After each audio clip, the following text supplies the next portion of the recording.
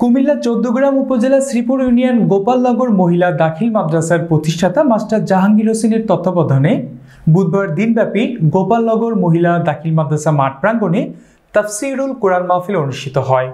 এ সময় প্রধান মুফাসসির হিসেবে তাফসির পেশ করেন মিডিয়া ব্যক্তিত্ব, ইসলামী স্কলার, ঢাকা থেকে আগত মাওলানা কারি আব্দুল আল আমিন। প্রধান ওয়াজির হিসেবে তাফসির পেশ করেন জামুডা হামিদিয়া কামিল মাদ্রাসার সাবেক হেড মুহাদ্দিস রফিকুল্লাহ আফসারি। কুমিল্লা টাওয়ার হাসপাতাল পরিচালক ও অত্র মাদ্রাসার দাতা সদস্য ডাক্তার এম.এ. সাত্তারের সভাপতিত্বে বিশেষ ওয়াজিন হিসেবে তাফসির পেশ করেন কুমিল্লা আলিয়া মাদ্রাসার সাবেক হেড মুহাদ্দিস মাওলানা আব্দুর রাজ্জাক।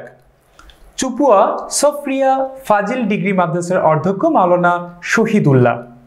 আয়োজিত মাহফিলে অত্র মাদ্রাসার সুপার মাহবুবুল হকের সার্বিক পরিচালনা ও অত্র মাদ্রাসার সহ সুপার মাওলানা শাহ আলমের সঞ্চালনায় এ সময় উপস্থিত ছিলেন শ্রীপুর ইউনিয়ন সাবেক চেয়ারম্যান আলহাজ মুস্তফা নুরুজ্জামান খোকন সহ বিভিন্ন নেতৃবৃন্দ উপস্থিত ছিলেন।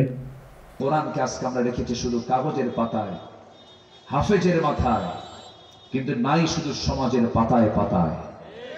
কোরআন যদি আজকে সমাজের পানি আল্লাহ পাক আকাশ থেকে নাজিল করে, জোরে বলবেন না সুবহানাল্লাহ। তিনি আমার কে? আল্লাহ পাক।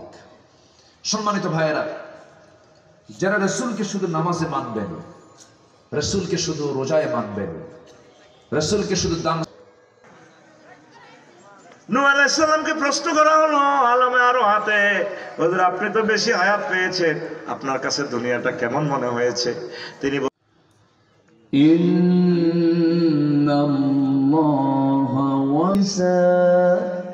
রক্ষণ করা আমাদের প্রত্যেকের নৈতিক দায়িত্ব। আমরা সবাই এটাকে রক্ষণাবেক্ষণ করব এবং এটার সকল মানুষকে হেদায়েত করেন, কোরআনের পথে নিয়ে আসেন।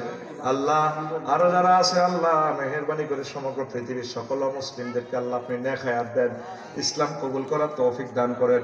আল্লাহ এই গোপালনগর থেকে খানায় কাবার ইমাম দান করেন। আল্লাহ এই গ্রাম থেকে বিশ্ববিখ্যাত একজন বক্তা দান করেন। আল্লাহ আল্লাহ আমার এই প্রতিষ্ঠানে যত বোনেরা পড়ালেখা করে আল্লাহ আপনার খাস রহমত বরকত দিয়ে তাদেরকে